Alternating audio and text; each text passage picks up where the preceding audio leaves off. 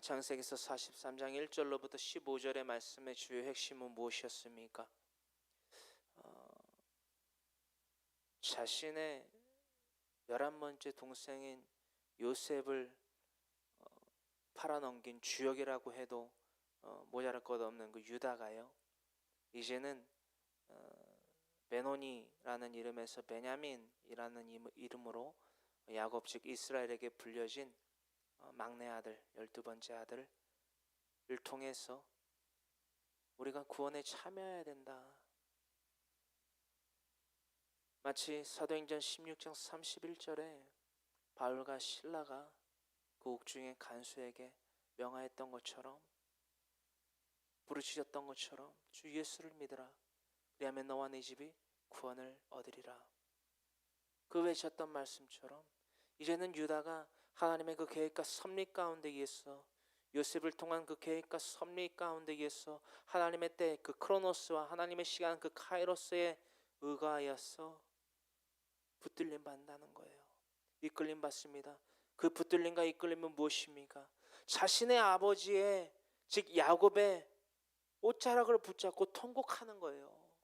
아버지, 우리가 입고 있는, 아버지가 입고 있는 그 채색옷을 이제는 마땅히 벗어 던져야만 합니다. 그래야 아버지와 우리와 우리의 처자식들이 살 수 있습니다. 그것이 유일한 삶의 비결입니다 라고 부르짖고 있다라는 거예요. 여러분, 유다가 그랬구나. 유다가 자신의 아버지 야곱에게, 이스라엘에게 이렇게 외쳤구나. 베냐민을 보내달라고, 내가 그것에 대한 담보가 되겠다고. 유다가 그랬구나. 유다는 이런 사람이구나. 여러분, 명심하십시오. 이 성경의 66권 가운데 드러난 모든 교훈과 책망과 바라게함과 하나님의 은은 말입니다. 우리가 하나님의 사람으로 온전케 행하게 하는 능력을 갖추게 하려 하는 하나님의 뜻입니다. 할렐루야! 할렐루야! 그 뜻을 오늘도 나눠보기를 원해요. 43장 1절로부터 15절의 말씀의 핵심이 무엇이라고요? 채색옷 좀 벗으십시오. 마치 이것이 1절로부터 15절의 말씀의 핵심이라는 것입니다. 그 채색옷이 무엇이고 그 채색옷을 벗는 방법이 무엇인지, 그 방법으로 하나님은 무엇을, 어떤 도구를, 어떤 맥락을, 어떤 스토리를 통하여서 그 채색옷을 벗기시는지 우리가 살펴보고 있다는 것입니다. 다시금 말씀드립니다. 이 창세기서 43장만 말씀만 듣고서 그렇구나, 내가 그렇게 살아야겠구나, 절대 못 깨닫습니다. 창세기서 1장부터 43장까지 강해설교의 영상들을 필히 보시기를 바랍니다. 할렐루야. 15절입니다. 그 형제들이 애물을 마련하고 갑절의 돈을 자기들의 손에 가지고 베냐민을 데리고 애굽에 내려가서 요셉 앞에 서니라. 16절로부터요, 어떠한 문맥 가운데에서, 어떠한 사건과 개혁 가운데에서 하나님의 역사가 이렇게 펼쳐지는지를 15절에서 예고하고 있다라는 것입니다. 모든 것을 다 갖고 나와요. 자신의 목숨값인 거예요. 요셉, 즉 요셉의 앞에 나아가는 그 유다를 중심으로 모인 그 형제들과 또한 그 막내 동생 그 베냐민을 데리고 나오는 그들의 마음, 또한 그들을 보낸 야곱의 마음을 우리가 상고하여 보기를 원합니다. 어떤 마음이었을까요? 마지막 한 수라는 거예요. 내가 더 이상 할 수 있는 게 없다라는 거예요. 제가 간혹 성도님들에게 이런 말씀을 드립니다. 하나님이 누구신지 알고 싶고, 하나님을 내가 의지하고 싶고, 하나님을 내가 의지해야겠다라는 그런 믿음을 갖고 싶을 때는 언제냐? 내가 정말 벼랑 끝에 다다랐을 때, 내가 내 힘으로 다 살아보라는 거예요. 내가 내 힘을 갖고 다 살아보라는 거예요. 그러다 안다면 하나님 앞에 엎드리라는 거예요. 여러분, 사람이 성악입니다. 성악설이라고 하는데요, 니즘 그 사상이라고 하는데 성악이에요. 사상이라고까지 할 것도 없고 성악입니다. 인간은 본래 악해요. 왜? 우리는 하의 태로부터 난 모든 생명이기 때문에. 그것이 하나님이 저주이고 그것이 명백한 하나님이 그 저주 가운데 우리에게 더해 주신 그 사망에 대한 증거이기도 한다라는 것입니다. 이 말씀 드리는 말씀이 무슨 말씀인지 모르시는 분들은 특히나 강해 설교를 한 편도 빠짐없이 다 시청하시길 바랍니다. 인간은 본래 악하다는 거예요. 그 악한 것을 갖다가 나의 의지로 갖다가 나의 율법적인 것으로 갖다가 어떻게 하나님 앞에 내어놓겠냐라는 거예요. 여러분, 솔직히 말씀드리는 거예요. 어떻게 한날 한시에 하나님이 강하게 성령으로 임재하지 아니하고서 나 때문에 로마서 5장 8절에 우리가 아직 재현되었을 때에 하나님께서 예수 그리스도께서 우리를 위하여 죽으심으로 하나님께서 우리에 대한 자기의 사랑을 확증하셨느니라, 이 로마서 5장 8절의 말씀이 믿어지지 않고 깨달아지지 않고 그 앞에 무릎 꿇어지지 아니하는 이상 어떻게 단박에 하나님을 믿는 존재가 되겠냐라는 거예요. 솔직하게 말씀드리는 거예요. 내 힘으로 다 살아보세요. 내 힘으로 다 살아보세요. 이 말씀을 왜 드립니까? 여러분, 제가 몇 번이고 말씀드립니다. 하나님을 믿고 안 믿고가 아니라요, 하나님을 믿고 안 믿고의 문제가 아니라 하나님도 믿고 이 세상의 것도 믿는 것이 하나님이 가장 노여워하시고 가장 크게 벌하시는 죄라는 거예요. 여러분, 출애굽기 32장을 보십시오. 출애굽한 이스라엘 백성들이요, 자신들의 마지막 한 수라고 생각해서 출애굽을 했다라는 거예요. 엑소도스. 근데 나와서 무엇 합니까? 날마다 불만불평을 해요. 뭘 먹을까? 뭘 입을까? 뭘 마실까? 심지어는 거짓말까지 합니다. 고기를 먹었다. 아니, 노예가 무슨 슬레이브가 무슨 고기를 먹습니까? 무슨 마늘을 먹습니까? 거짓말까지 한다는 거예요.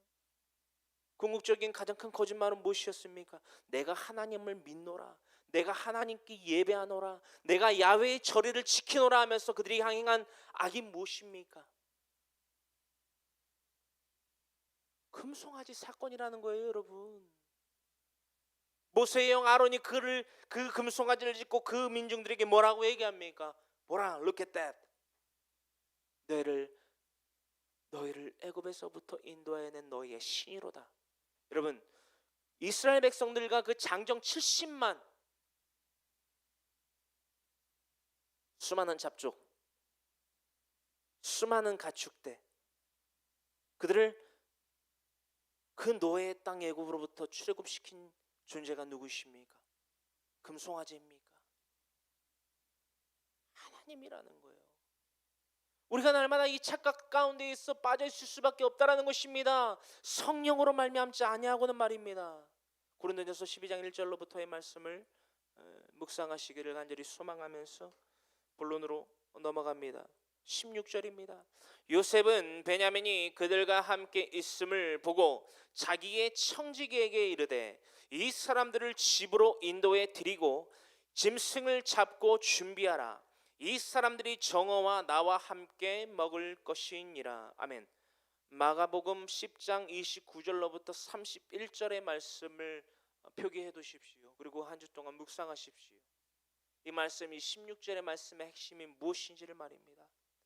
요셉은 누구의 완전한 모형이라고요? 예수님의 완전한 모형이라는 거예요. 지금 이 창세기서 43장에 예수님이 등장합니까? 안 합니까? 안 한다는 거예요.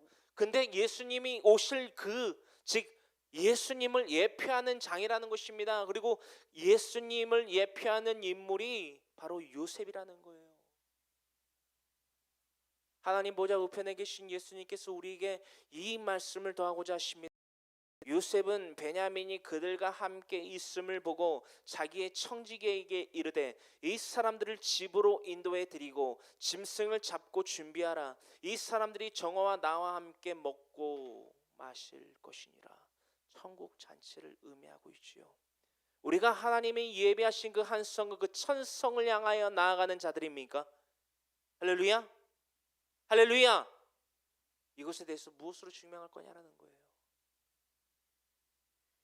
히브리서 11장 14절로부터 그들은 다 믿음을 따라 죽었을 때 이는 이 땅에서의 이방인과 나그네 됨임을 증거하며, 그러므로 그들이 하나님을 하나님이라고 부를 때에 하나님이 그들을 부끄러워하지 아니하신다라는 것입니다.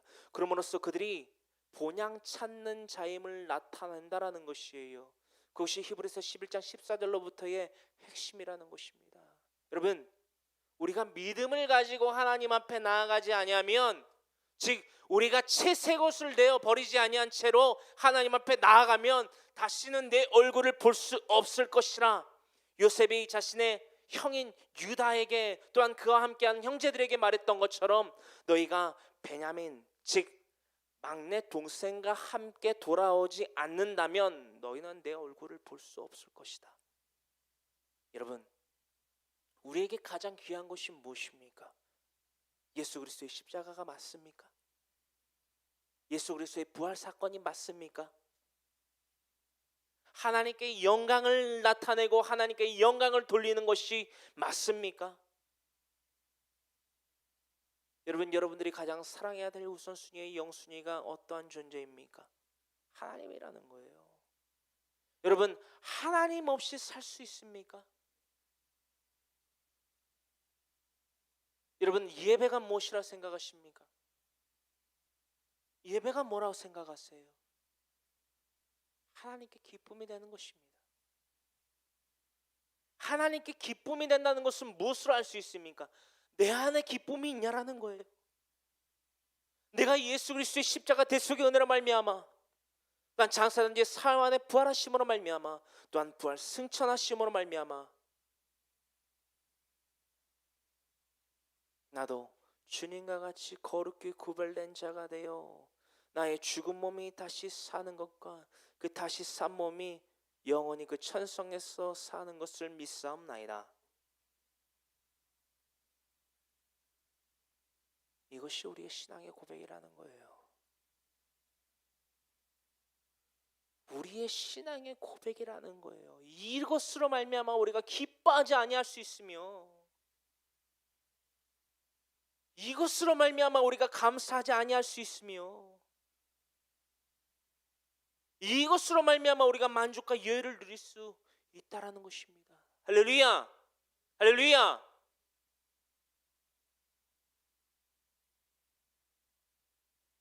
이 말씀에 대하여서 마가복음 10장 29절부터 31절과 히브리서 11장 14절로부터의 말씀을 한 주 동안 또한 평생토록 묵상하십시오.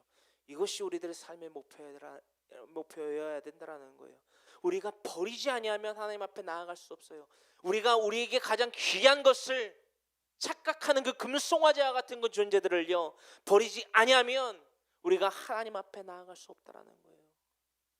금송아지는 뭐고 우리에게 하나님 외에 가장 우리가 중요시하는 것은 뭐냐라는 거예요. 여러분, 복음의 증거자가 되어야 된다는 것입니다. 여러분, 야곱 앞에서, 자신의 아버지 야곱 앞에서 유다의 자세를 보자라는 거예요. 아버지의 말요? 안 들려요. 왜요?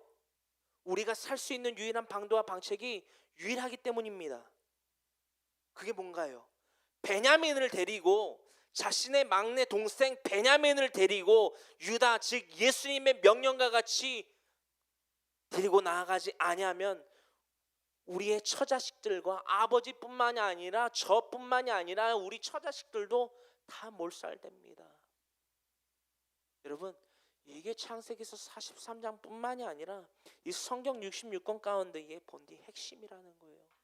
그것이 믿음이라는 거예요. 그것이 믿음으로써 나타내는 증거라는 거예요. 할렐루야. 그런 믿음으로 베냐민을 요셉이 볼 때에 그들과 함께 이 베냐민이 있는 것을 보고 자기의 청지기에게 일러 이 사람들을 집으로 인도해.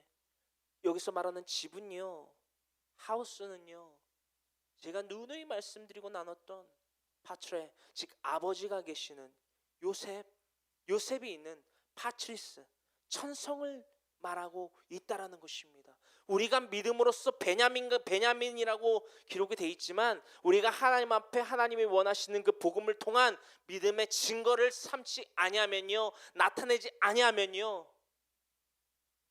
요셉 즉 예수님께서 우리의 모습을 보시고 넌 누구니? 너는 누구니?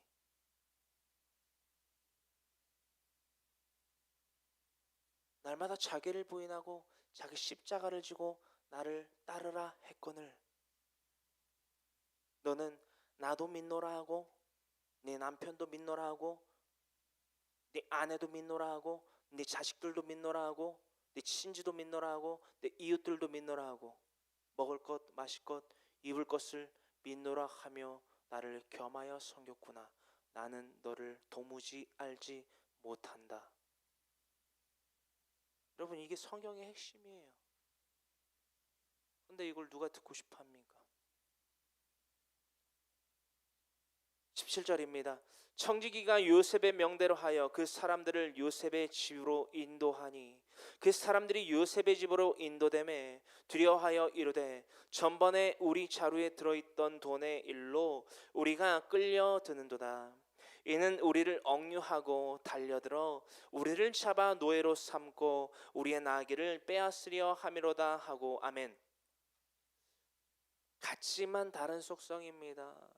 지금 유다와 함께 그 형제들이 공통적으로 갖고 있는 두려움, 그 두려움이요 이제는 조금 달라졌어요. 왜 이런 두려움밖에 가질 수 없느냐? 확실함이 없었기 때문입니다. 어떠한 구체적인 방안과 방책이 주어져 있지 않았기 때문에 지금은 하지만 그것이 아니에요. 예수 그리스도를 통하여서 우리가 그 복음에 참여하는 수단이 너무나도 간결하고 명료하고 뚜렷해졌다라는 것입니다. 누구든지 예수 그리스도를 전하지 않고 누구든지 예수 그리스도를 내 구주로 영접하지 않고 누구든지 예수 그리스도의 그 십자가 대속의 은혜와 그 부활 사건에 대하여 분명히 알지 못하고 깨닫지 못하고 믿지 못하고 신뢰하지 못하고 전파하지 못한다면 그저 소리나는 울리는 꽹과리와 같은 삶을 살아갈 수밖에 없다라는 것입니다.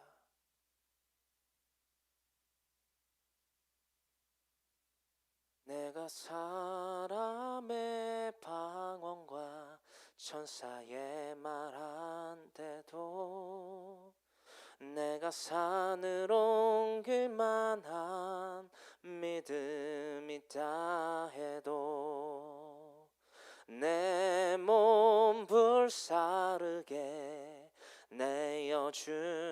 내어준데도 사랑이 없으면 아무것도 아닙니다. 여기서 말하는 사랑이 뭐냐라는 거예요.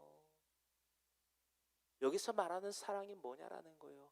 내 몸을 불사르게 내어주는 사랑이요, 사랑 맞습니다. 필레오적 사랑, 에로스적 사랑 맞습니다. 그것으로는 구원을 이룰 수 없다라는 거예요. 하나님 아버지의 완전하신 예수 그리스도를 통한 그 사랑, 아가페 사랑으로만 그 완전한 사랑을 이룰 수 있다라는 거예요. 그것이 복음의 증거의 전파자의 삶을 살아야 되는 우리의 삶을 말씀하고 계신다라는 거예요. 할렐루야. 19절입니다.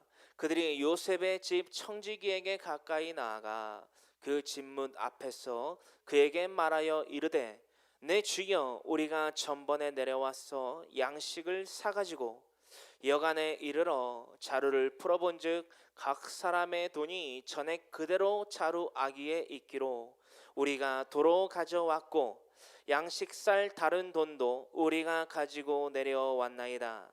우리의 돈을 우리 자루에 넣은 자는 누구인지 우리가 알지 못하나이다. 아멘. 이 지금 18절로부터 22절에요. 유다가 두려워할 수밖에 없는 이유가 왜 굳이 이 구약 말씀에 드러나 있냐라는 거예요. 여러분 명심하십시오. 우린 그리스도인입니다. 그것을 무엇으로 증거해낼 겁니까? 무엇으로 증명해낼 거냐라는 거예요. 믿음이라는 것입니다. 여러분 믿음이라는 것, 예수 그리스도의 십자가 대속의 은혜와 부활 사건에 참여하는 것, 그것을 믿고 따른다는 것을 복음을 증거를 전파함으로써 나타내는 것, 믿음이라는 거예요. 좋습니다. 근데 때로는 이것마저도 너무나도 우리에게 추상적으로 다가올 때가 있습니다. 그래서 준비하신 것이 바로 이것이라는 것입니다. 유다뿐만이 아니라 유다를 비롯한 나머지 그 형제들이요, 양심을 속이는 일을 안 하고 있다라는 것이지요. 양심을 속이는 일. 그 야곱 그 아버지가 명명하여서 2배나 되는 갑절의 것과 그 자루에 넣어둔 그 요셉이 넣어서 돌려보낸 그것을 포함한 그 2배의 값에 해당하는 그 돈을 갖게 함으로 갖게 하여 보냈던 것과 더불어서 유다가 지금 자신의 양심을 속이지 않고 이실직고를 하고 있다라는 거예요. 이실직고. 왜 하필이면 이 대목에서 이실직고를 하고 있을까? 우리 안에 이 마음을 가지라는 것입니다. 바로 선한 양심이라는 거예요. 선한 양심. 베드로전서 3장 10절로부터 12절의 말씀입니다. 베드로전서 3장 10절로부터 12절의 말씀입니다.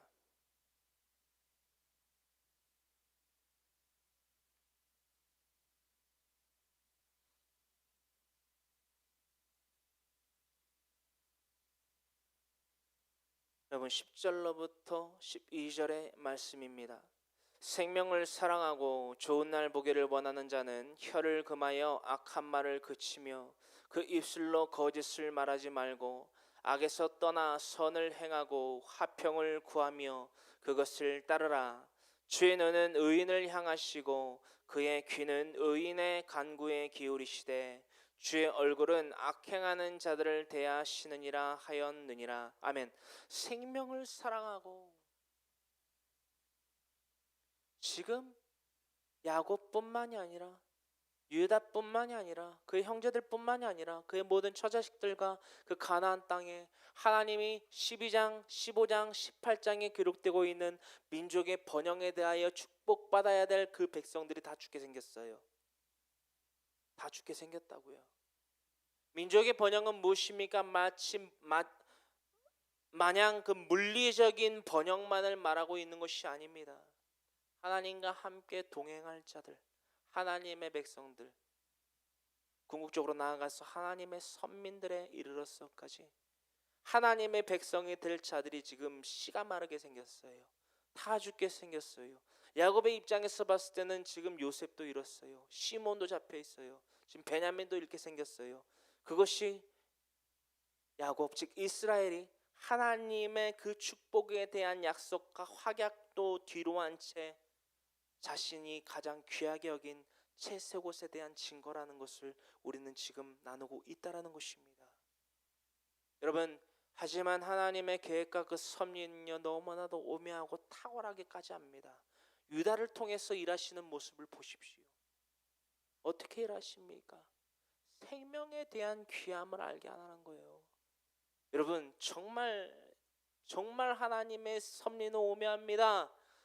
유다가 어떤 존재입니까? 자신의 11번째 동생인 요셉에게 어떻게 처우했습니까? 인면수심이요. 그 앞에서 그 형제들은요 끼리끼리 논다고, 그죠? 그 앞에서 동생이 죽게 생겼는 그 마당에 앞에서 상을 차려놓고 밥을 먹습니다. 여러분, 야참을 먹듯 밥을 먹습니다. 끼니를 때웁니다. 여러분, 이해되십니까? 상상이 되십니까? 내 11번째 동생이 죽게 생겼어요. 하지만 이제 환경을 통해서 하나님이 유다를 어떻게 변화시키는지 보시자는 것입니다. 좋은 날 보기를 원하는 자, 여기서 말하는 좋은 날, 그 때에는 무엇입니까? 무엇이지요? 요셉과 함께 한 상에서 먹고 앉아 누리는 그 복을 의미한다라는 것입니다. 다시금 말씀드립니다. 잊지 마세요. 요셉은 누구의 완전한 모형이라고요? 예수님이라는 것입니다. 그럼 요셉의 집은 어딜까요? 이태원이 아니지요. 용산이 아니지요. 아버지의 집이라는 거예요. 할렐루야. 좋은 날 보기를 원하는 자는 무엇을 하라고요? 혀를 금하여 악한 말을 그치며. 여러분, 유다가 어떤 말을 한 자입니까? 어떤 말을 한 자예요? 야, 꿈꾸는 자가 오도다. 이야, 팔아넘기자. 얼마에? 은이 10에. 인면수심, 사랑의 말 전혀 없습니다. 악한 말뿐이에요. 악독한 말이에요. 그 입술로 거짓을 말하지 말고 어떤 거짓을 말합니까? 자신의 11번째 동생의 그 채쇠국 가운데 이 짐승의 풀을 묻혀서 아버지한테 갖다 줬다라는 거예요. 그걸 보고 뭘 깨달으라고? 야, 네 아들 죽었다. 아버지, 이제 아버지가 귀하게 여긴 뭐도 안 시킨, 일조차도 안 시켰던 그 채쇠곳, 소매가 긴, 그죠? 일하기에 부적합한, 일하지 않아도 되는 채쇠곳, 소매가 긴 슬립을 입힌 그 요셉요, 이제 없어요. 하고 악독게 악독을 거듭하는 그 악독한 말, 그 거짓을 말하지 말고 악에서 떠나 선을 행하고 화평을 구하며 그것을 떠나라. 악에서 떠나게 하시는 하나님의 방법을, 수단을 여러분들 지금 나누고 있다라는 거예요. 그러므로써 화평을 구하며 그것을 따르라. 화평을 구하며 그것을 따르라. 다른 어떤 것도 그 땅 가운데 있는요, 그 기근을 피할 수 있는, 그 기간을 견뎌낼 수 있는 준비가 되어 있지 않았다라는 것입니다. 오로지 구원을 예배하게 하신 그 요셉을 통하여서 구원을 예배하게 하신 어디? 애굽 땅을 제하고선 말입니다. 그 땅 가운데에서, 또한 그 가운데에서 가장 큰 요셉과 함께 화평을 구하라는 거예요. 또한 그것을 따르라는 것입니다. 그것을 지금 따르고 있습니다. 유다가 말입니다. 여러분 지금께서 또한 요셉과 야곱과 더불어 나아가서 유다에 대해서 나눠보고 있는데요, 지금은 더욱더 강력하게 요셉뿐만이 아니라 유다가 어떻게 변화되고 있는가를 지금 여러분들 그 면모를 낱낱이 보고 계신다라는 것입니다. 할렐루야. 12절입니다. 주의 눈은 의인을 향하시고 그의 귀는 의인의 간구에 기울이시되 주의 얼굴은 악행하는 자들을 대하시느니라 하였느니라. 악행하는 자들을 대하시느니라. 여러분, 우리가 하나님 앞에 거짓말할 수 있습니까? 하나님을 속일 수 있습니까? 눈 가리고 아웅할 수 있습니까? 결코 안 된다라는 거예요. 여러분, 금요일에도 나눴지만요, 창세로부터, 그 태초로부터, 그 인류의 첫 창세기서 2장 17절의 범죄가 그 하나님의 첫 율법을 창세기서 3장으로부터 하와가 어기고 아담이 어겼을 때에 하나님이 그들 가운데 찾아오십니다. 그리고 물으십니다. 네가 어디 있느냐? 네가 어디 있느냐?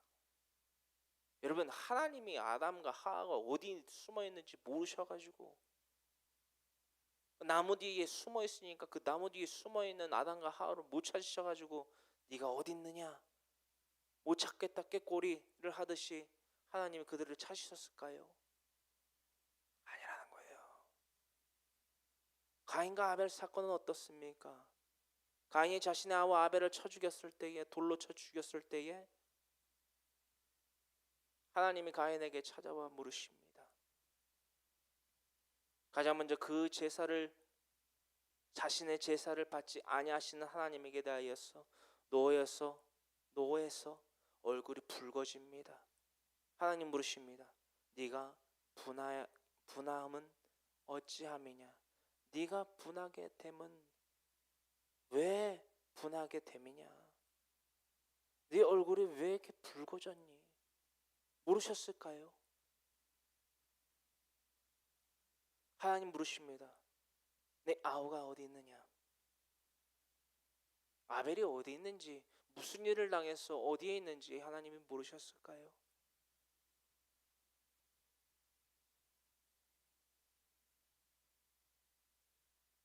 하나님이 가인에게 물으십니다. 네가 어찌하여 이렇게 하였느냐? 어떤 마음에서 어떻게 했는지를 모르셨기 때문에 물으셨을까요? 아니라는 거예요. 여러분, 포인트를 말씀드립니다. 이것을 잡으십시오. 왜 물으셨을까? Why? 여러분, 하나님은요, 죄악 가운데 놓여 있는 우리를 그저 내버려 두지 아니하시고 그와 같이 내버려 두지 아니하시고 나오라고 말씀하십니다. 우리를 부르세요. 내게로 나오라. 가까이 가까이 목마름 전혀 없으리. 내게로 나오라. 영원히 영원히 생수의 근원 되신 주께. 여러분, 이 땅 가운데 예수님이 오신 목적이 뭔지 아십니까? 흠없고 때묻지 않고 하나님과 같이 거룩한 의인들을 찾으러 오신 것이 아니에요. 수많은 때가 묻고 얼룩지고 덜룩지고 흠이 많아서 너무나도 많은 추악하고 더러운 우리와 같은 죄인들을 위해서 그 죄인들을 부르러 오셨다는 거예요.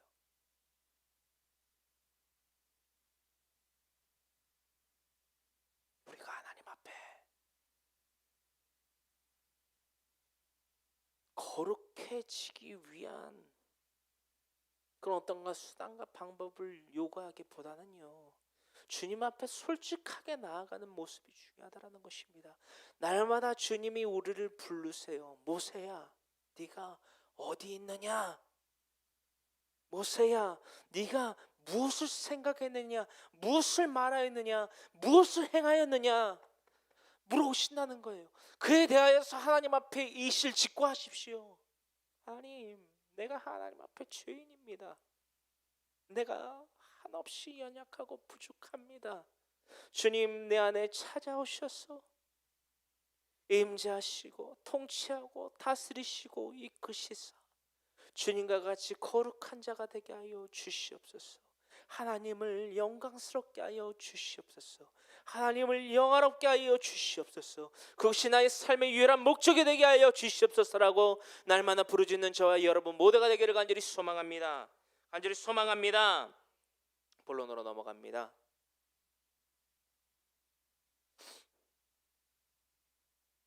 양식살 22절, 양식살 다른 돈도 우리가 가지고 내려왔나이다. 우리의 돈을 우리 자루에 넣은 자는 누구인지 우리가 알지 못하나이다. 그것을 알게 하신 이가 하나님이라는 거예요. 그것을 행한 자가 하나님이라는 거예요. 그것을 지금 이루고 있습니다. 23절입니다. 그가 이르되 너희는 안심하라, 두려워하지 말라. 너희 하나님 너희 아버지의 하나님이 재물을 너희 자루에 넣어 너희에게 주신 것이니라. 너희 돈은 내가 이미 받았느니라 하고 시몬을 그들에게로 이끌어내고. 아멘. 시몬을 그들에게로 이끌어내고 옥중에 제수와 같이 잡혀 있다라는 것입니다. 여러분, 그래요. 이 시몬에 대한 비유가 무엇인지 너무나 많이 고민을 하고 묵상하고 하나님 앞에 엎드렸습니다.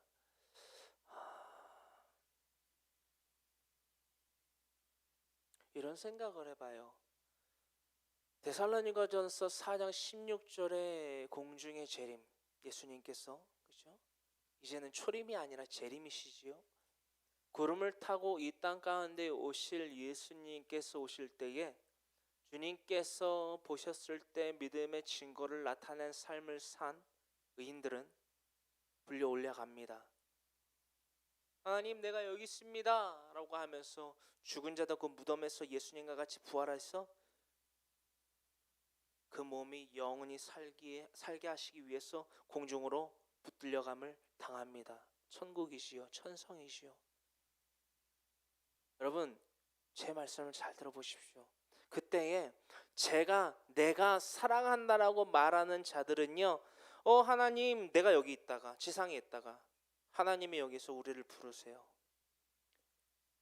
하나님 제가 여기 있습니다 라고 붙들어 올려가는데, 나는 지금 하나님께서 믿음의 인침을 받아서 올라가는데 내가 사랑하는 남편은 여기 있다는 거예요. 내가 이 땅 가운데 삶을 살아가면서 여보 사랑해, 여보 사랑해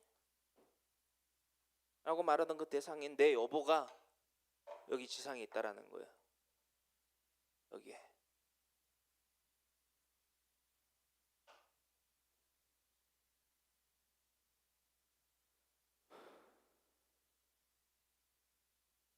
이 모습이 저는 그려진다라는 거예요.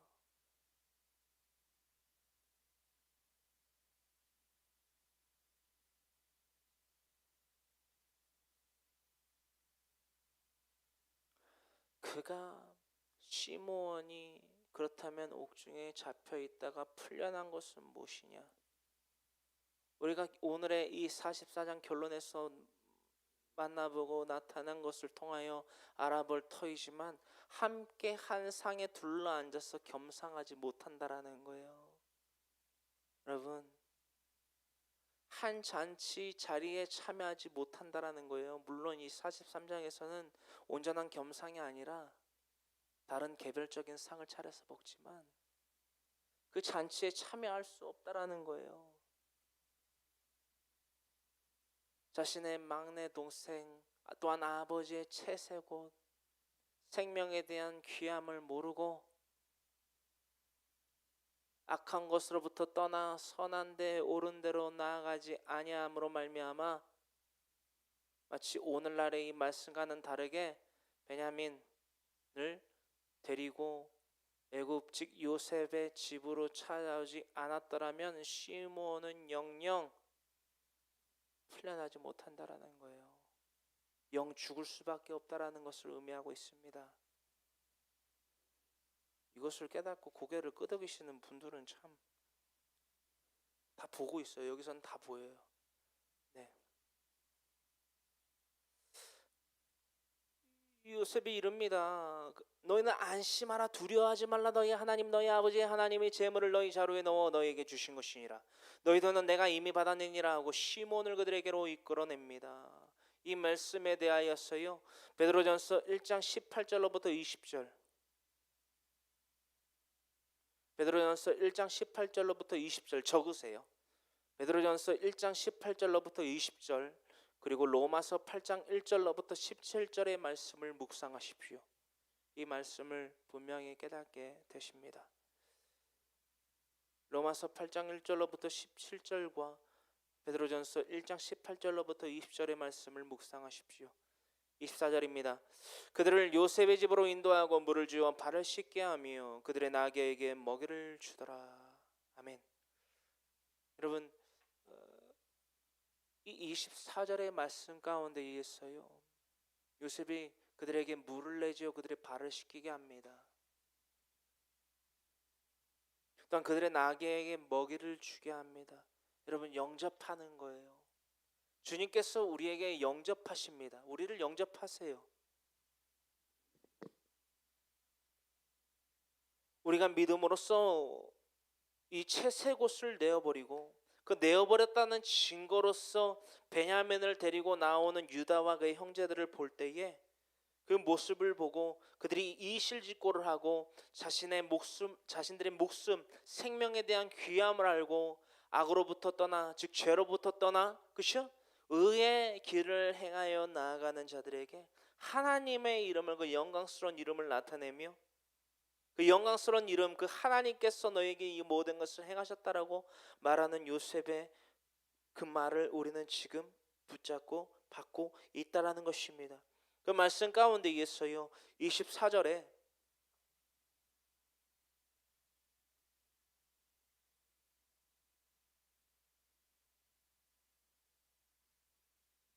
발을 씻깁니다. 영접이라는 거예요.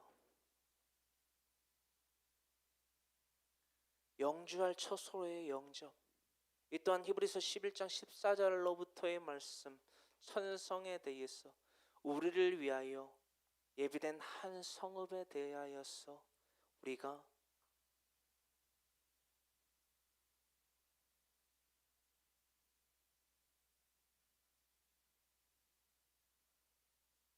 묵상해야만 된다라는 것입니다. 주님께서요, 우리에게 거룩함으로 옷 입혀 주시기를 소망합니다. 주님께서 우리에게 훗날 다시 부르실 그 재림의 그때에 우리에게 행여나 남아있는 그 오물들, 먼지들, 흙탕물들, 때들, 구정물들 모두 다 발을 씻기시듯 나귀에게 먹이를 먹이시듯 우리를 영접하는 그때를 소망합니다. 이 말씀은요, 신약에서도 나와요. 요한복음서 말씀이지요. 세족식에 대한 의미입니다. 예수님께서 제자들의 발을 씻기세요. 제자도라고 하는데 제자도 가운데에서 그 특히나 세족식의 의미는 무엇을 강력하게 나타내고 있느냐?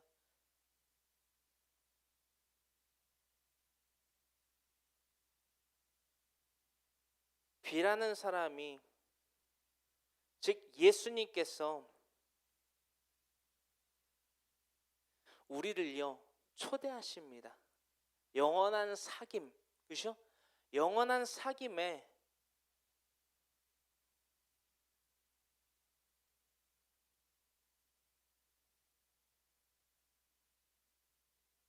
영원한 사귐 그 천국 잔치에 우리를 초대하신다는 거예요. 초대하시는 그때에 우리는요, 우리의 옷차림은 어떠하냐? 샌들을 신고 있어요. 샌들을 신고 있어요. 그리고 소매가 긴 슬립은 아니지만 소매가 제법 긴 두루마기를 입고 있어요. 그리고 A, 즉 내가 천성을 향해서 그 천국 잔치에 초대를 받았기 때문에 믿음이라는 발자취를 통해서 갑니다. 여정을 시작해요. 여정을 가면서 왜 하필이면은 그 길은 돌멩이도 많고 흙먼지도 많고 구정물도 많고 웅덩이죠. 수많은 비도 내리고 바람도 불고 번개도 치고 아주 안 좋아요. 세상입니다, 이게. 세상.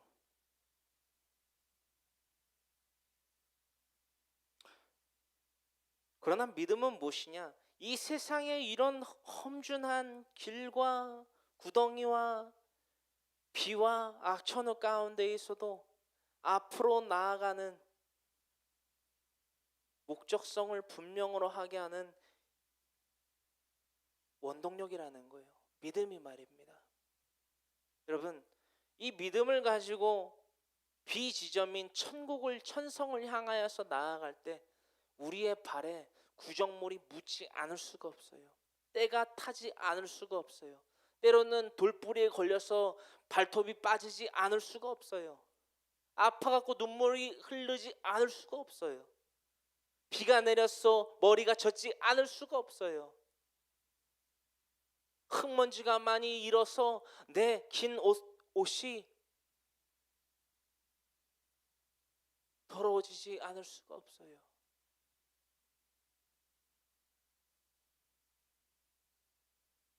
때로는 번개가 심하게 내려서 내가 두려워하지 않을 수가 없어요.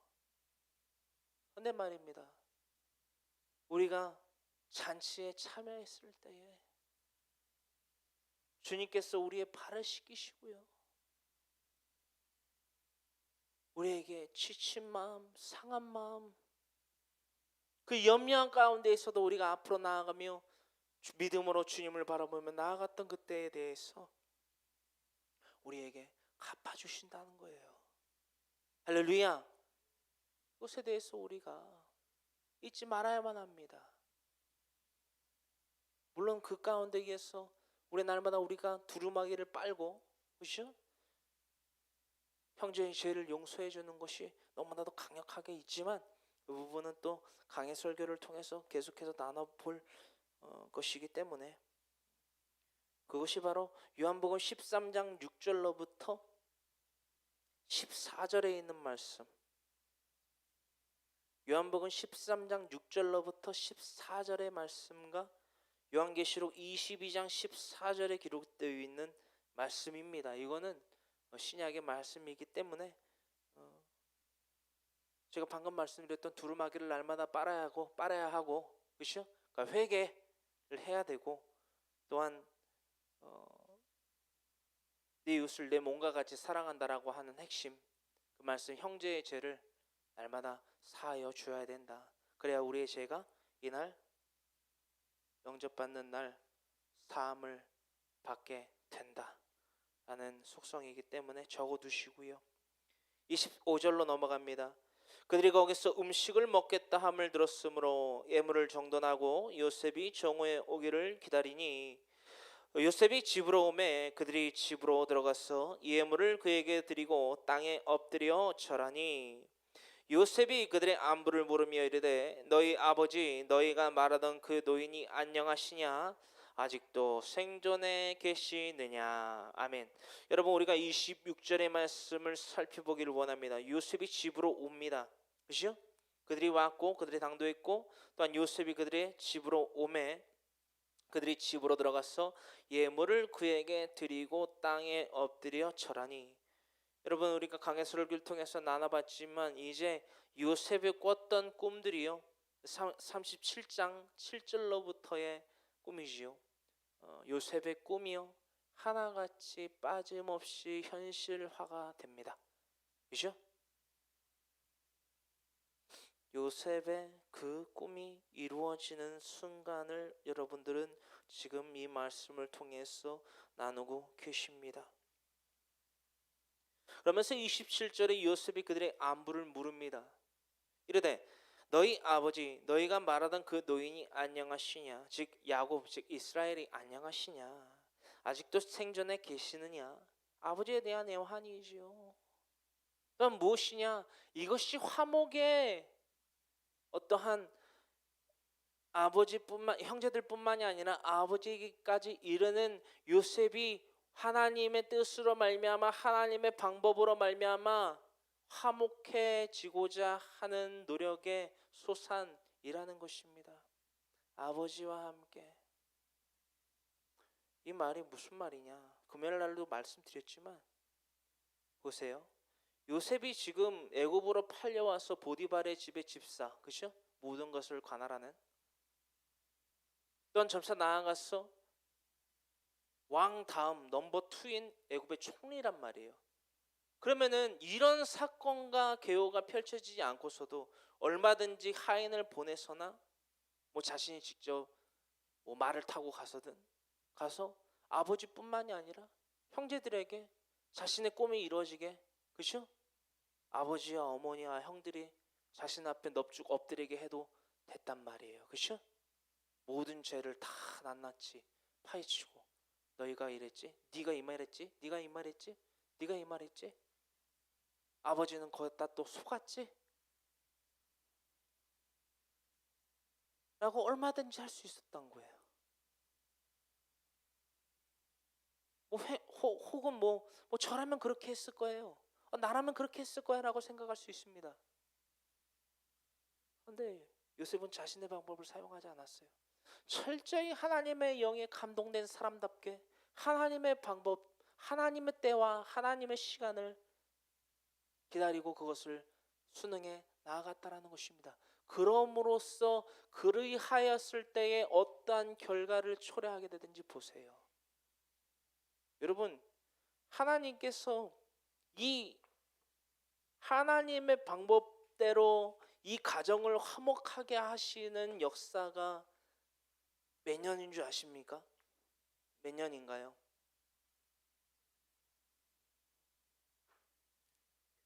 풍작과 흉년 각 7,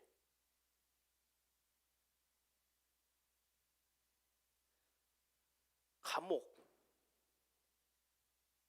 2년, 그렇죠? 또 뭐를 더 해야 되죠?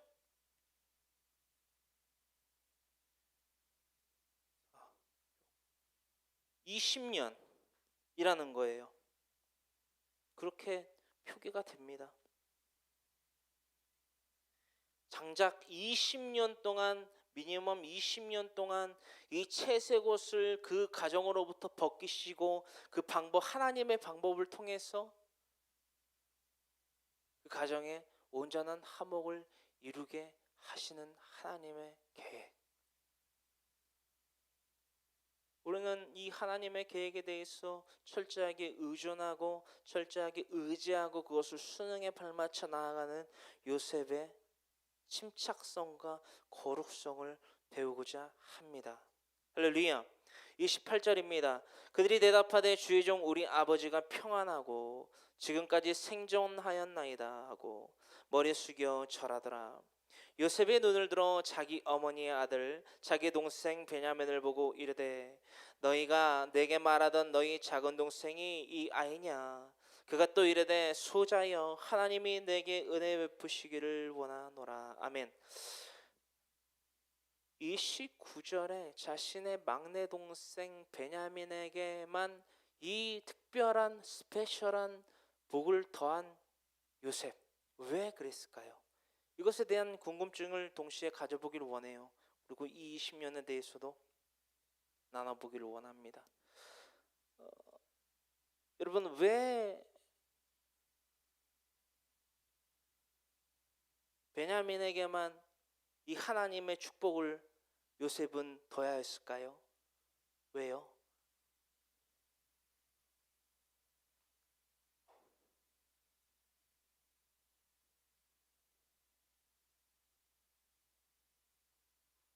봉변 상년인가요? 상년이죠? 산년인가? 상이죠?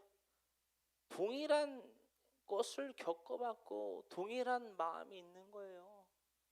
이해가 되는 거예요. 내가 입었던 채색 옷을 자신의 아버지인 야곱이 자신뿐만이 아니라 자신의 막내 동생 베냐민에게도 입혔겠구나라는 것을 뻔히 알고 있는 거예요. 얼마나 그 가운데에서 괴로웠을까? 얼마나 그 가운데에서 그 삶이 얼마나 영적으로 피폐했을까?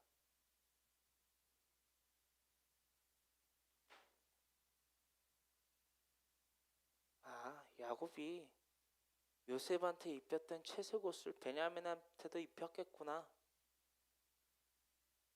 아, 그렇겠구나. 이게 아니라요. 오늘날 저와 여러분들의 삶 가운데에서 날마다 이런 채색 옷이 있다라는 거예요. 하나님보다 내 자식이 더 귀하고, 하나님보다 내 남편이 내 아내가 더 귀하고, 하나님보다 내 친지와 이웃들 간의 그런 상호 간에 있는 그런 관계, 사건, 행사,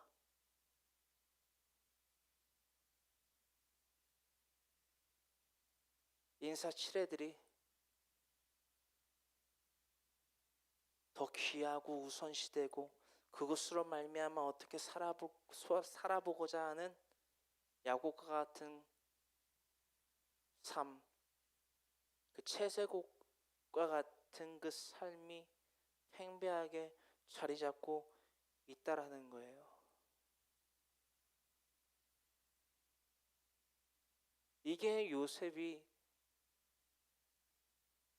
자신의 바로 밑에 동생 베냐민에게 더한 특별한 스페셜한 하나님의 은혜가 너에게 있기를 간절히 바란다 라고 말했던 이유입니다.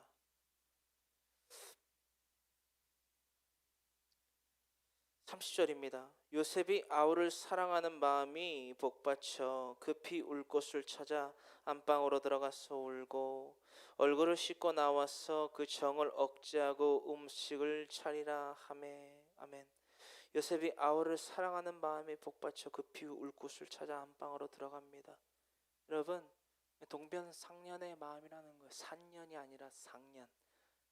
동변상련 발음하기 좀 힘든데 동병상련, 네, 상년, 네, 동병상련의 마음으로 자신의 막내 동생의 마음을 누구보다 잘 헤아리는 거 누가 알겠냐라는 거예요. 누가.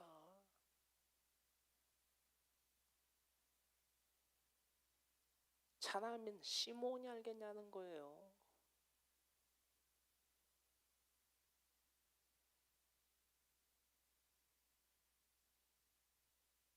그 눈물을 거두고 얼굴을 씻고 나와서 그 정을 억제하고 음식을 차리라 하매. 여러분, 이 30절로부터 31절의 요셉이 아우 베냐민에 대한 그 애통한 마음, 애환의 마음, 이 마음을요 예수님도 가지셨다는 거 아십니까? 우리를 위하여서 하나님의 사람에 대하여서 애통하여 우셨다는 것을 여러분 기억하십니까?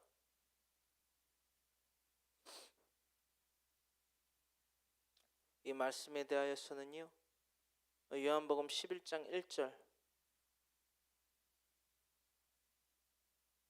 그 가운데 33절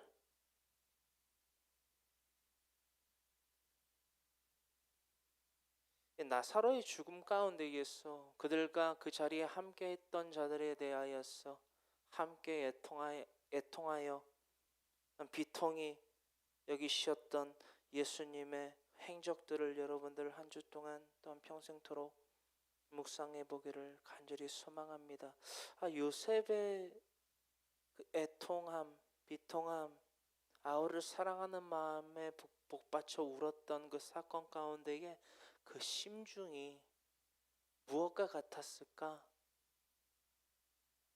그에 대한 적절한 비교 대상으로서 나사로의 죽음 가운데에서 나사로의 죽음에 대해서 비통해 하시고 또한 그들 가운데에 함께했던 하나님의 사람들에 대한 비통함을 가지셨던 예수님의 마음 우리가 살펴보기를 간절히 소망합니다. 그리고 아까 나누려고 했다가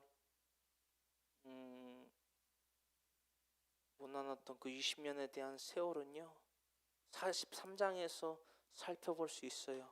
그들이 그 땅에 기근이 심해서 처음 애굽 땅에 와서 자신의 동생인 요셉이지만 몰랐죠. 뭐 꿈에도 몰랐죠.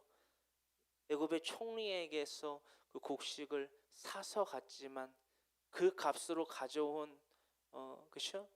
돈도 다시금 그들의 각기 자루에 넣어서 돌려보내줬던 그때에 우리가 성경 해석학적으로 유출을 했을 때 다시 그 땅에 기근이 심함으로 말미암아 다시금 이들이 곡식을 가지러 갔다.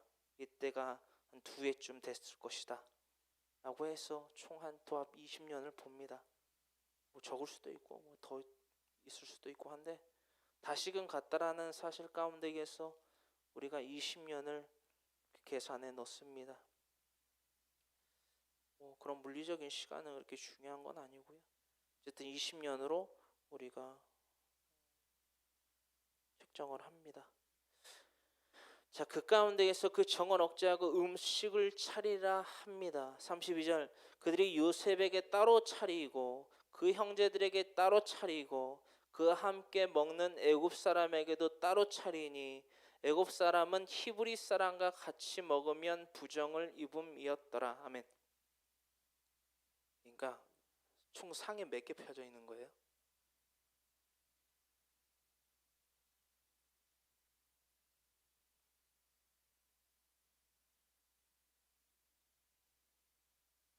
총 상에 몇 개 펴져 있는 거예요? 3개가 펴 있는 거예요.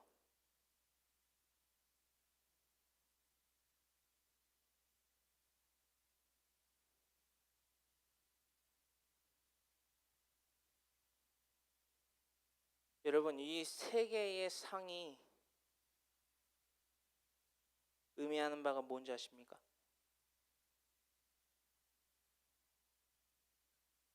이 3개의 상이 의미하는 게 뭔지 아세요? 아직 끝나지 않았다는 거예요. 아직 끝나지 않았다는 거예요. 뭐가? 분별 작업이 아직 끝나지 않았다는 거예요. 함께 먹기는 합니다. 통용해서 먹기는 해요. 겸상을 하지 않는 이유가 뭐냐라는 거예요. 여기에도 나타나 있지만 이것을 더욱더 간결하게 말씀드리면 아직 함께 할 수가 없다라는 거예요. 애굽 사람마저도 히브리 사람과 겸상을 하는 것이 불법으로, 그렇죠? 단죄가 돼 있고, 요셉마저도 심지어는 이들과도 겸상을 안 해요. 따로 차려요. 심지어는 형제들하고도 따로 차려요. 그렇죠? 이 세 개의 상이 의미하는 게 뭐냐라는 거예요. 세 개의 상이 의미하는 바가 무엇이냐?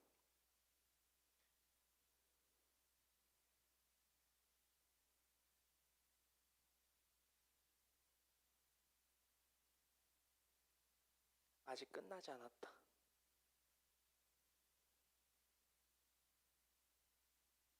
33절, 그들이 요셉 앞에 앉되 그들의 나이에 따라 앉히게 되니 그들이 서로 이상히 여겼더라. 참, 그죠?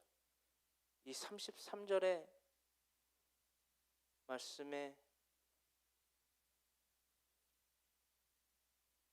깊이를 조금 헤아려 보자면, 지금 요셉이 뭘 하고 있냐면요, 자신의 정체를 슬슬 알리는 거예요. 알리면서 지금 뭘 하고 있느냐?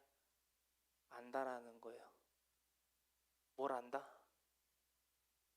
그날에 대해서, 죄에 대해서, 양심을 계속 건드리는 거예요. 양심을 자꾸 흔드는 거예요. 주님께서 하시는 작업이 이겁니다.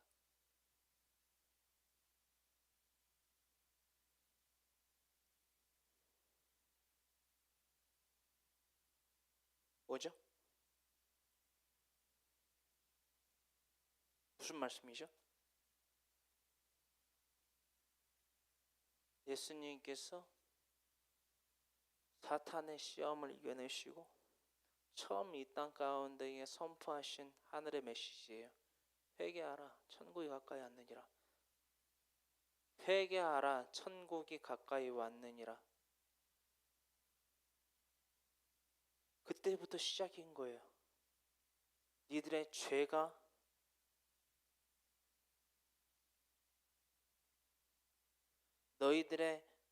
너희들의 죄가 무엇인지를 깨닫는 뉘우칠 회.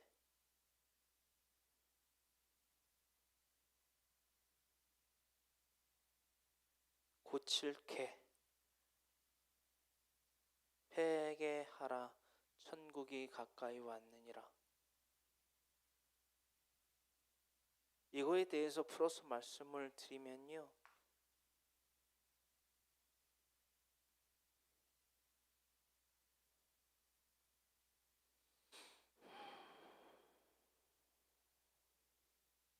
지금 주님께서 마태복음 4장 17절에 하신 말씀이 뭐냐면요,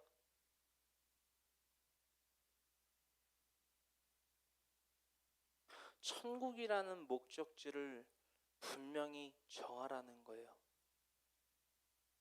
천국이라는 목적지를 빨리 정하라는 거예요.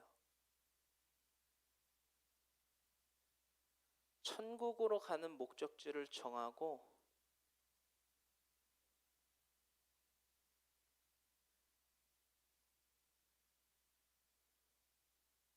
회개로서 그 목적지를 도달하라 라고 말씀하시는 거예요. 간단하고 명료하죠. 근데 뭐가 뉘우칠 회인지 알아야지 뉘우칠 회를 하고, 그 뉘우칠 회 가운데 그 첫걸음을 내딛었을 때 성령님께서 우리를 도우셔서 고칠 개를 하게 되는 것이잖아요. 그렇죠?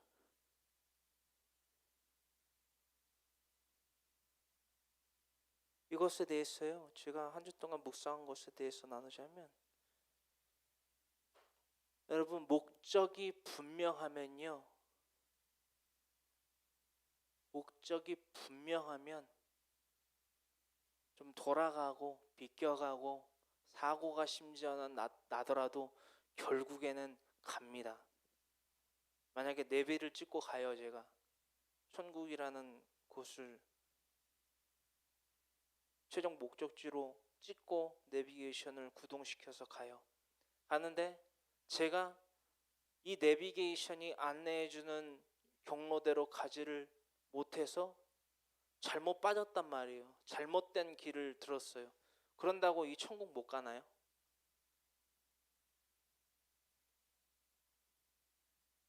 다시금 그 궤도에 진입해서 그 경로에 진입해서 가면 되는 거예요. 돌아서 가도 되는 거예요. 삥삥 돌아갖고 가도 되는 거예요. 이게 하나님이 우리에게 원하시는 삶인 거예요. 여러분, 내가 하나님을 믿습니다.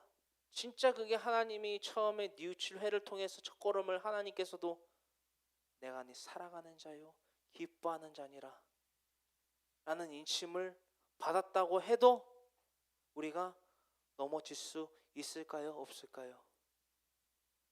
있어요. 그게 요한복음에 말씀되어 있는 그 세족식 가운데에서 예수님이 말하신 그 말씀의 핵심이라는 거예요. 내가 너희를 사랑한 것 같이 너희도 서로 사랑하라. 베드로가 묻습니다. 네 이웃이 나에게 죄를 범하거든 몇 번이나 용서해 줘야 됩니까? 여러분 77에 49가 아니에요. 그게 무한대를 의미합니다. 무한대. 무한대의 용서는 여러분 보세요. 무한대의 용서가 왜 필요할까요? 날마다 죄 짓는다는 거예요.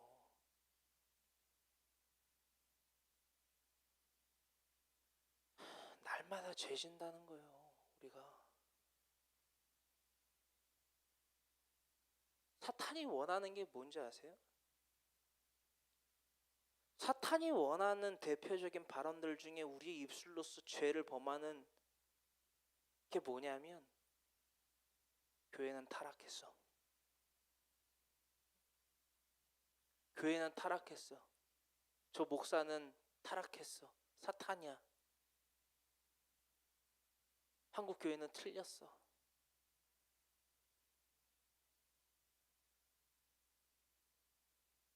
사탄이 가장 좋아하는 말이 이거라는 거예요. 여러분 보세요. 교회는 타락했어.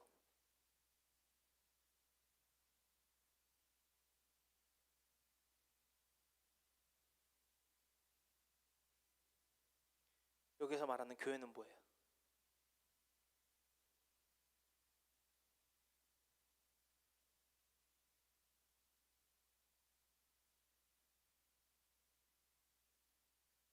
교회는 타락했어. 교회가 어떻게 타락을 해요? 교회가 뭔데? 너는 베드로라 내가 네 반석에 내 교회를 세우리니 음부의 권세가 이기지 못하리라. 음부의 권세가 이기지 못하는 존재가 교회인데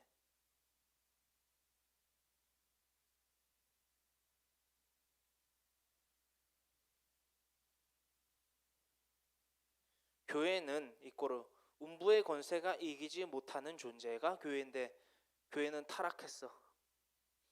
이해되세요? 이해되세요? 이 말을 우리가 하고 있는 거예요, 여러분. 예수님이 뭐라고 그러셨는데? 7번씩 1번이라도 용서해줘라. 77에 49 아니에요. 무한대예요. 근데 우리는 말하고 있다라는 거예요. 교회는 타락했다고요. 물론 하나님의 이름을 망령되게 일컬어 부르고 그죠? 당장 번개를 맞아갖고 죽어도 부족하지 않을 하나님께 대한 죄를 복음에 대하여서 타협하고 하나님을 예수 그리스도를 배도하고 그죠? 히브리서 6장 1절로부터 기록되어 있잖아요. 그죠? 히브리서 6장 1절로부터 6절에 뭐라고 기록되어 있죠? 이건 읽어볼게요.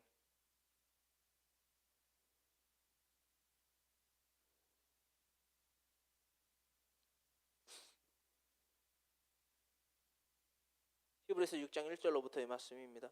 그러므로 우리가 그리스도의 도의 초보를 버리고 죽은 행실을 회개함과 하나님께 대한 신앙과 쓰레들과 안수와 죽은 자의 부활과 영원한 심판에 관한 교훈의 털을 닥치 말고 완전한 대로 나아갈지니라. 하나님께서 허락하시면 우리가 이것을 하리라. 한 번 빛을 받고 하늘의 은사를 맛보고 성령에 참여한 바 되고 하나님의 선한 말씀과 내세의 능력을 맛보고도 타락한 자들은 다시 새롭게 하여 회개하게 할 수 없나니 이는 그들이 하나님의 아들을 다시 십자가에 못 박아 드러내놓고 욕되게 함이라. 땅이 그 위에 자주 내리는 비를 흡수하여 밭가는 자들이 쓰기에 합당한 채소를 내면 하나님께 복을 받고 만일 가시와 엉겅퀴를 내면 버림을 당하고 저주함에 가까워 그 마지막은 불사름이 되리라. 아멘. 여러분, 이 말씀이 뭐예요?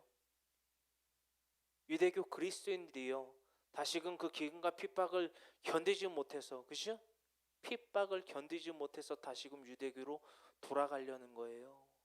그리스도인의 삶을 살아간다라고 하나님께 대한 맹세를 하고 한번 빛에 참여한 바가 되고 난 이후에 환경에 대한 어려움을 견디지 못해서 다시금 안전한 궤도에 들어가기 위한, 그들이 말하는 안전한 궤도는 유대교, 그죠? 를 들어가기 원하는 그들에 대해서 사도 중에 한 사람이 이 말씀을 기록했다라는 것입니다. 그 가운데에서 우리가 4절의 말씀을 다시금 상고하여 보기를 원해요.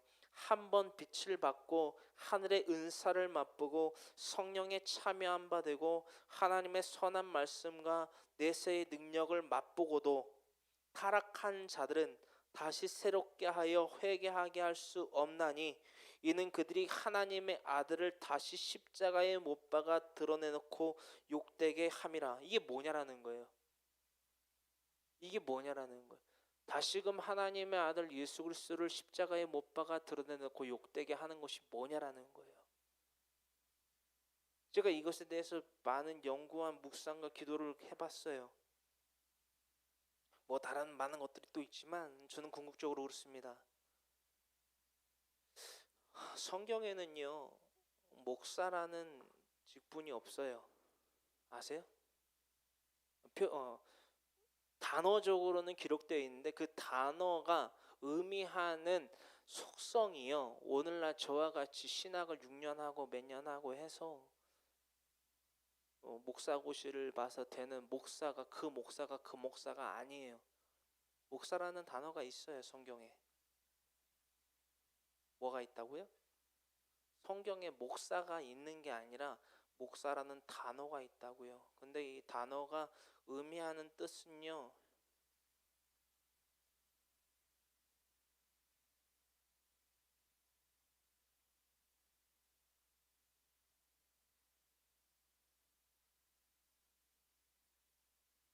이렇게 풀이됩니다. 목사라는 단어가 있어요. 있는데 목사라고 표기된 단어를 풀이해 봤더니 셰퍼드라는 의미가 목자라는 것입니다.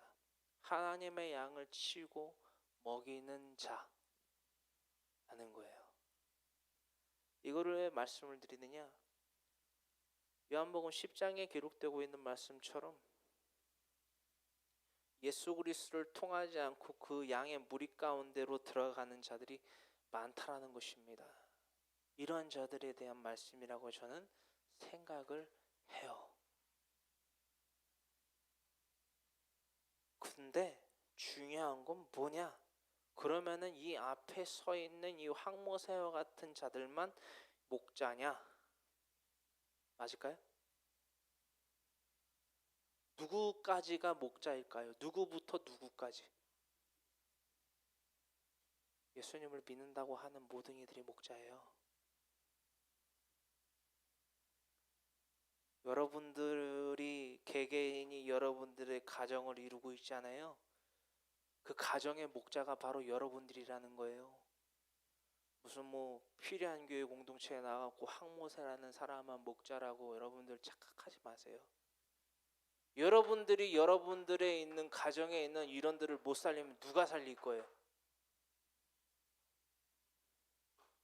여러분들의 가정에 있는 여러분들이 사랑한다라고 말하는 자들을 못 살리는 이들이 무슨 목자예요?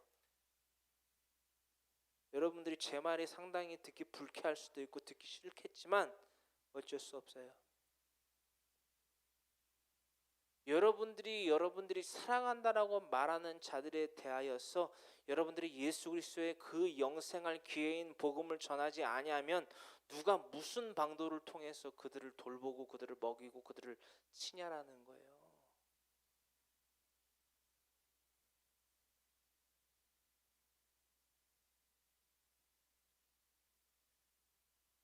땅이 그 위에 자주 내리는 비를 흡수하여 밭가는 자들이 쓰기에 합당한 채소를 내면 하나님께 복을 받고, 만일 가시와 엉겅퀴를 내면 버림을 당하고 저주함에 가까워 그 마지막은 불사람이 되리라. 여러분, 가시와 엉겅퀴를 내는 것은요, 우리 본디 인간들이 낼 수 있는 소산수학, 그죠? 당연한 결과일 수밖에 없습니다. 그것을 내지 않기 위해서 우리는 예수님을 온전히 내 구주로 영접한 자들이에요. 할렐루야. 우리가 만일 가시와 엉겅퀴를 내면 그 끝은요, 영원한 불사람이 된다라는 거예요. 우리가 이것을 잊지 아니하기를 간절히 소망합니다.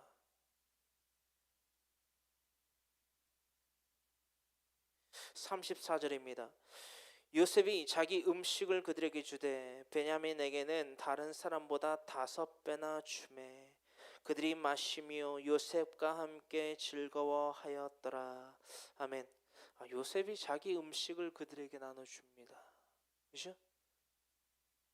그들에게 자기 음식을 나눠주는 그때에 특히나 베냐민에게는 그들보다 몇 배나 줬다? 5배나 줬다.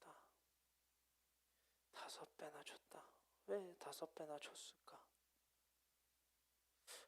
로마서 말씀을 살펴보기를 원해요. 로마서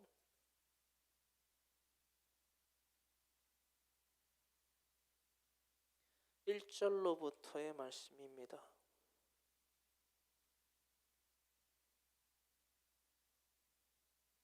로마서 5장 1절로부터의 말씀입니다.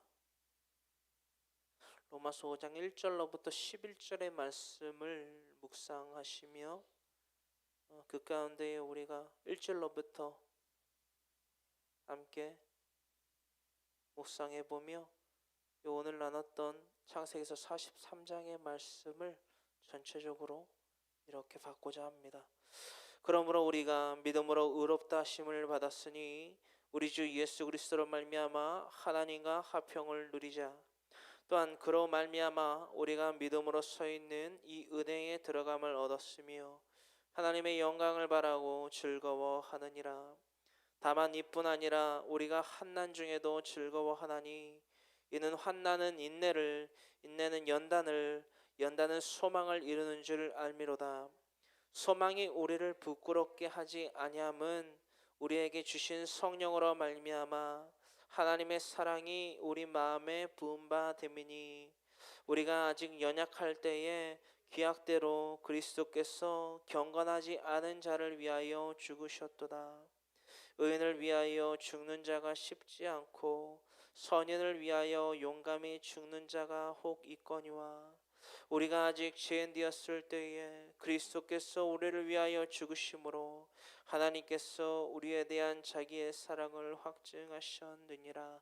아멘. 우리가 11절까지의 말씀을요 묵상하시고요. 특히나 우리가 이 지금 로마서 5장 1절로부터 11절의 말씀을 함께 합독하며 묵상하고 상고하고자 하는 이유는 무엇입니까? 우리는 알지 못했어요. 우리의 육체와 안목과 그 정욕들과 이 생의 자랑들로 말미암아 우리는요 내 11번째 동생 요셉을 죽일 수밖에 없었다라는 거예요. 이게 이 땅에서의 육체의 정욕과 안목의 정욕과 이생의 자랑으로 말미암아 가시와 엉겅퀴를 낼 수밖에 없는 우리라는 사람들이, 우리라는 존재들이 예수님을 이렇게밖에 대할 수 없다라는 거예요.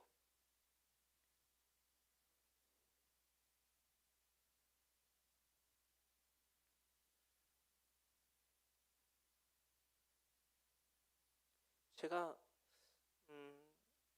이틀 전에 금요일 날 찬양 경배를 통해서 하나님께 예배를 드리다가 예배를 황급히 마무리 지었습니다. 그쳤어요.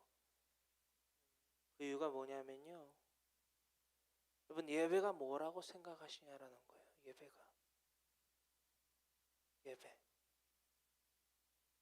무엇일까? 예배는 말입니다, 하나님께 기쁨이 되어야 된다라는 거예요.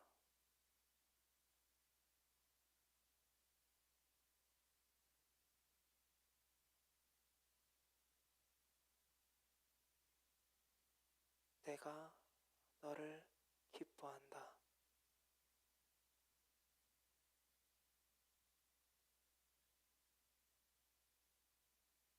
보세요. 유다를 비롯한 그의 형제들이요, 궁극적으로 야곱이 그의 채색 옷을 내어 벗어 버리지 아니하였더라면 유다를 비롯한 그의 형제들은요, 가나안 땅으로부터 애굽으로의 출발도 하지 못했다라는 거예요. 그들의 역사는 쓰여질 수 없었다라는 것을 말씀하고 있습니다. 그게 믿음의 역사라는 거예요. 유다가 외칩니다. 아버지, 우리와 우리의 처자식들이 다 죽게 생겼어요.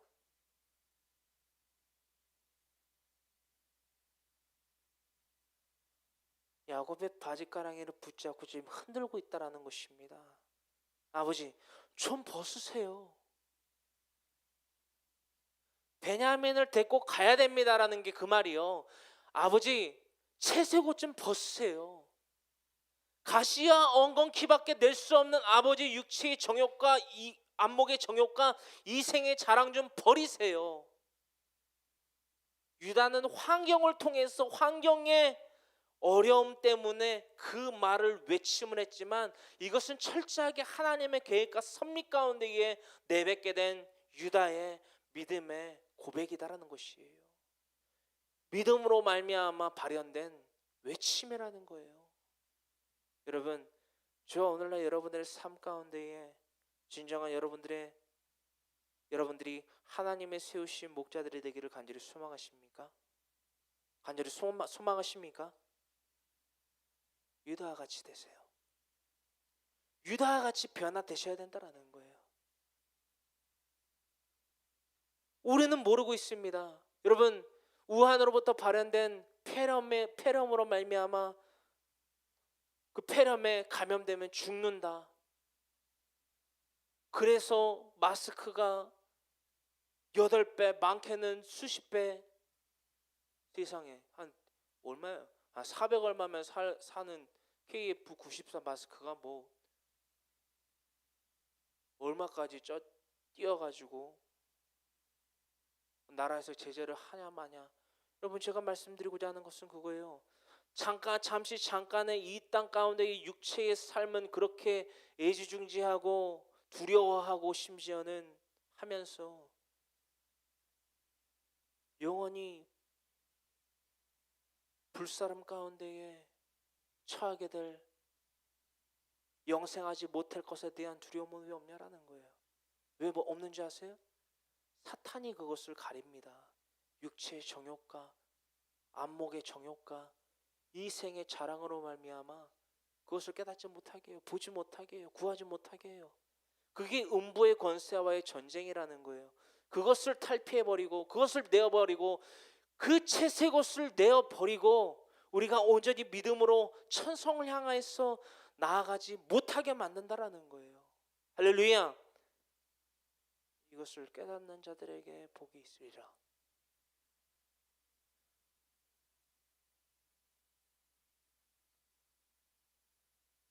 우리가 고개 숙여 기도하기를 원합니다.